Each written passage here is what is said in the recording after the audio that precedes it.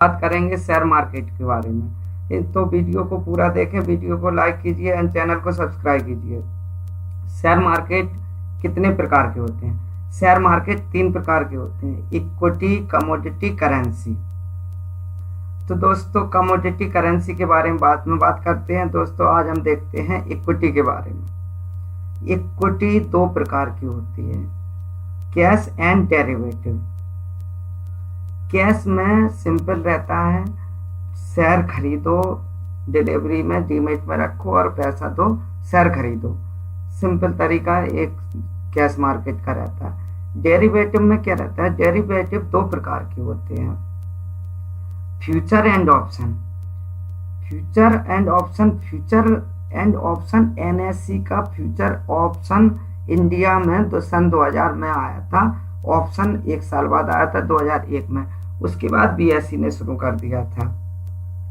तो वायदा कारोबार में इसे डेरिवेटिव को वायदा कारोबार कहते हैं। वायदा कारोबार में लॉन्ग और शॉर्ट दोनों कर सकते हैं। कैश में शॉर्ट करने के लिए डिलीवरी देनी पड़ती है, लेकिन वायदा कारोबार में ऐसा नहीं होता है। वायदा कारोबार में आप कैरी फॉरवर्ड में लॉन्ग या शॉर्ट कुछ भी कर सकते हैं। इसमें रिस्क बहुत होता है।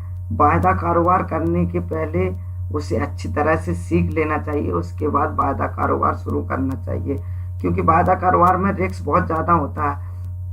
वायदा कारोबार 2 प्रकार के होते हैं। एक तो लोग हैशिंग करने के लिए लेते हैं, वो इन्वेस्टर लेते हैं, वो काफ़ी एक्सपीरियंस होल्डर होते हैं जो हैजिंग करते हैं। हैजिंग के बारे में हम आगे वीडियो में बताएंगे, लेकिन आज मैं जो ट्रेडर लोग वायदा कारोबार में काम करते हैं उनके लिए बता रहा हूँ। अभी फ्यूचर के बारे में देखते हैं, फिर ऑप्शन के बारे में देखेंगे। दोस्तों फ्यूचर 3 मंथ की सीरीज में होता है। फ्यूचर में जैसे मान लो हर महीने की एक्सपायरी रहती है, गुरुवार की लास्ट मंथ की एक्सपायरी को एक्सपायर होता है। ये 3 मंथ तक चलता है। जैसे मई के महीने में हमने स्टार्ट किया तो जून जुलाई तक की एक्सपायरी तक का हम कोई भी स्टॉक फ्यूचर में ले सकते हैं। तो दोस्तों याद रहे कि इसमें पूरा लॉट लेना पड़ता है। ध्यान रखना कि पूरा लॉट लेना पड़ता है। अब लॉट क्या होता है दोस्तों? एक सेबी के नियम के अनुसार एक हर स्टॉक का एक लॉट साइज नियत कर दिया जाता है। लॉट साइज जैसे उसकी शेयर की वैल्यू के हिसाब से एक लॉट का साइज समथिंग अप्रोक्सीमेट 5 लाख का होता है। तो जैसे किसी भी स्टॉक का प्राइस मान लो 100 रुपया है, तो उसका लॉट साइज 5000 होगा। इससे 5 लाख की वैल्यू बन जाती है उसकी। तो एक लॉट साइज कंपनी पे डिपेंड करता है कि उसका लॉट साइज कितना होता है। फ्यूचर में पूरा लॉट लेना पड़ता है। अब फ्यूचर में लॉट लेने के लिए दोस्तों मन में विचार आ रहा होगा कि फ्यूचर में लॉट लेने के लिए एक ज़्यादा अमाउंट की ज़रूरत पड़ती है। नहीं, तो ऐसा नहीं होता है। ये पूरा लॉट लेने के लिए एक मार्जिन देना पड़ता है दोस्तों। 20 या 25% का मार्जिन रहता है। वो मार्जिन पे करके हम पूरा फ्यूचर ले सकते हैं। तो मार्जिन काफ़ी प्रकार के होते हैं। मार्जिन कितने प्रकार के होते हैं ये आगे और वीडियो बनाएंगे, उनमें देखेंगे मार्जिन कितने प्रकार के होते हैं। लेकिन हम इस वीडियो में ओनली लॉट के बारे में बात करते हैं। तो मार्जिन पे लॉट खरीद या बेच सकते हैं और उसके अनुसार जो प्रॉफिट एंड लॉस होता है वो लेते हैं। जैसे मान लो कोई भी लॉट प्राइस 100 रुपया चल रही है, उसके पास 5000 का लॉट है और 100 रुपया पे लिया और 102 हो गया, 103 हो गया, तो उसे निकाल देते हैं। जो भी 5-10 हजार का प्रॉफिट होता है वो गेन कर लेते हैं। ऐसे ही होता है फ्यूचर, ऐसे ही काम करता है। ऑप्शन में क्या रहता है? ऑप्शन में भी लॉट साइज सेम रहता है। इसमें कॉल और पुट रहते हैं। इसमें मिनिमम अमाउंट देना पड़ता है। जैसे ऊपर मान लो स्टॉक या इंडेक्स, जो भी है, इंडेक्स का भी कॉल खरीद सकते हैं और स्टॉक का भी कॉल खरीद सकते हैं। इसकी वीकली एक्सपायरी भी होती है, मंथली एक्सपायरी भी होती है। तो जैसे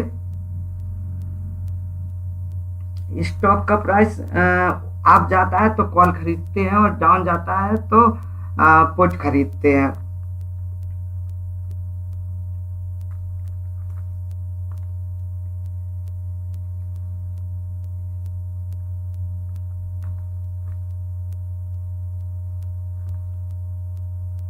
कॉल और पुट कैसे खरीदते हैं ये हम आगे वीडियो में बताएंगे। कभी कॉल और पुट खरीद कर दिखाएंगे, उस वीडियो में अच्छी तरह से पता चलेगा कि कैसे कॉल और पुट खरीदते हैं। अब हम इस वीडियो में बताते हैं कि कैश के बारे में जानते हैं, कैश में ट्रेडिंग और इन्वेस्टिंग कैसे होता है। तो डिलीवरी में जो शेयर खरीदते हैं, जो शेयर लॉन्ग करते हैं, जैसे एक या एक दिन से ज्यादा रखते हैं, उसे इन्वेस्टिंग कहते हैं। और इंट्राडे क्या होता है, उस दिन खरीदा हुआ उसी दिन बेचना पड़ता है, उसे इंट्राडे कहते हैं। जो भी प्रॉफिट लॉस होता है उसे गेन उसी दिन करना पड़ता है, मतलब सौदा उसी दिन काटना पड़ता है, उसे इंट्राडे कहते हैं। जैसे आज 9:15 के बाद खरीदा और 3:30 के पहले बेच दिया, उसे इंट्राडे कहते हैं। उसी दिन सेटल करना इंट्राडे कहते हैं। लेकिन मैं दोस्तों को सलाह दूंगा कि इंट्राडे कोई भी ना करे, या जो ज्यादा अनुभवी है वो इंट्राडे कर सकता है स्टॉप लॉस और टारगेट के साथ। अब ये स्टॉप लॉस क्या होता है? स्टॉप लॉस दोस्तों, स्टॉप लॉस वो होता है जो किसी भी स्टॉक को खरीदने के बाद हम लॉस गेन करते हैं, उसे स्टॉप लॉस कहते हैं। स्टॉप लॉस जैसे मान लो कोई भी स्टॉक 100 रुपए का खरीदा, 100 रुपए का स्टॉक खरीदा हुआ, मान लो 195 रुपए, 5 रुपया उसमें लॉस गेन करते हैं, तो 95 पे हम सिस्टम में एक स्टॉप लॉस डाल देते हैं।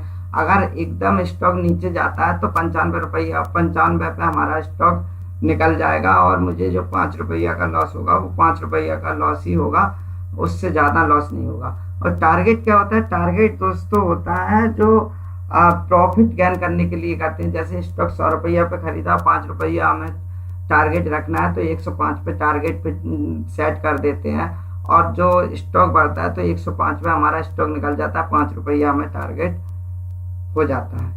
तो दोस्तों वीडियो कैसा लगा मुझे कमेंट करके बताएं, और आगे ऐसे ही वीडियो देखने के लिए मेरे वीडियो को कंटिन्यू देखें और शेयर कीजिए वीडियो को। थैंक यू दोस्तों वॉचिंग माय वीडियो।